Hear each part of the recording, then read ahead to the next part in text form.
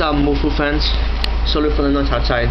My neighbor is cleaning his house, so if you hear the loud noise, my neighbor is cleaning the house. So we're a few days away from the MLB season open, and as many as you know, I'm a Yankee fan. But at this segment, I'm not going to be biased. I'm just going to tell the facts as it is. I'm going to tell the division winners, each division, and why, and the wild card as well, including the MVPs, Rookie of the Year, and bank tale.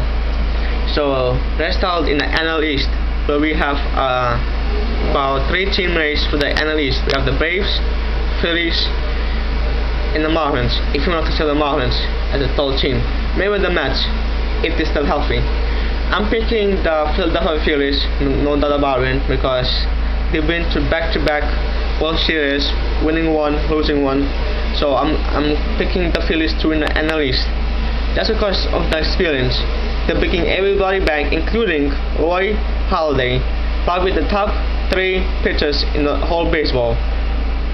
If he did what he did in the AL, can you imagine what he will do in the NL? He probably will win at least 25 games in the NL. 25 games.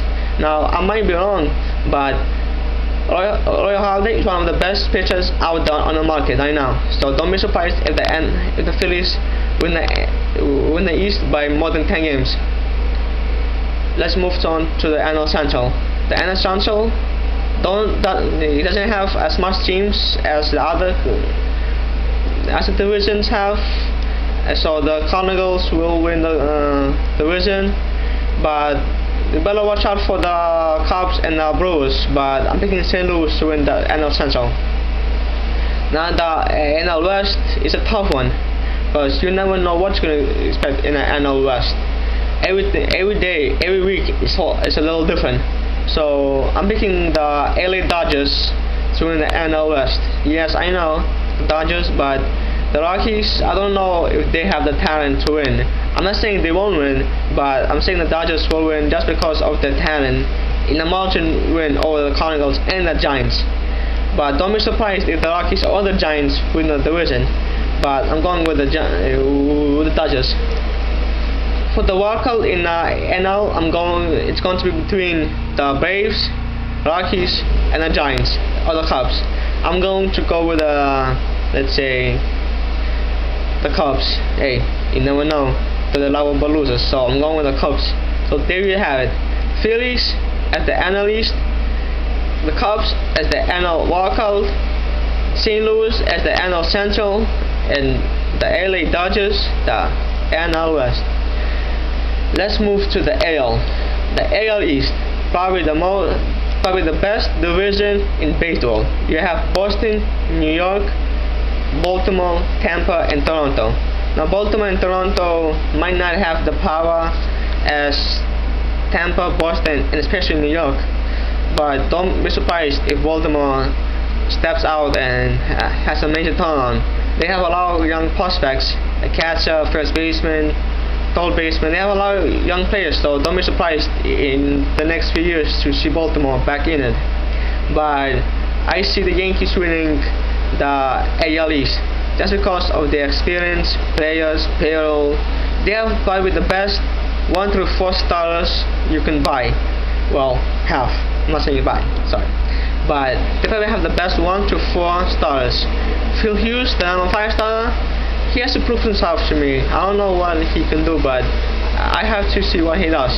So I'm picking the Yankees to win the AL East. In the AL Central, after Joe Nathan went down to the Twins, I don't know if the Twins have any power to win the AL Central. So I'm going with the Chicago White Sox to win the AL Central. I'm going with the White Sox to win the AL Central because of their 5-man rotation. They're probably the third team in the AL that has the best 1 through 4 behind the Yankees and Boston of the best pitching. When you have Jake Peavy, Burley, Floyd to have your starting pitching, that's pretty good pitching right there. If the hitting stays consistent, I could see them winning the AL Central, but don't be surprised with the Twins, because those sticky Twins, you never know. let's move to the AL West. Now, in recent years, the Los Angeles Angels dominated the AL West. Dominated. There's no competition in the AL Central. But this offseason, the Angels lost a lot of players to free agency or whatnot. So don't be surprised if you see Seattle or Texas creep up on them and win the division. I'm not saying the Angels will not win it. I'm just saying, but watch out for the Angels and the Seattle. So in my surprise pick in the AL West, I'm going with Seattle Mariners to win the AL West. I'm picking them because last year they almost won it, but came up short. Texas, I don't know if their pitching can hold up. If they hold up, better watch out for Texas too. But I'm just saying, better watch out for Seattle. So I'm picking Seattle Mariners to win the AL West. The AL wildcard will come down for between Boston, Texas, and the Tigers. But it's probably going to be Boston if the pitching holds up in the hitting. If not, then probably Texas. But I have a doubt that the Boston Red Sox hitting is not going to stay consistent because they're getting old. They don't have enough players. So that's that. And my AL Cy Young is probably going to be either Jake Peavy or CC Sabathia. I'm just saying. In the NL, I'm going to pick Tim Lincecum or Adam Madoff to win the NL Cy Young. Now the AL MVP, probably gonna go to, I don't know how to say who, but don't be surprised if A-Rod or Jeter wins it. I'm going with my man Jeter just because he didn't win any MVPs in his entire season. So I'm going with Jeter as the MVP in the AL. My MVP in the NL, Pujols.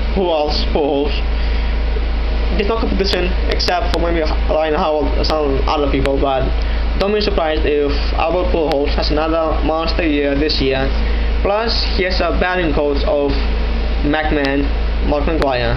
I know he has steroids, but come on, give him a break, come on.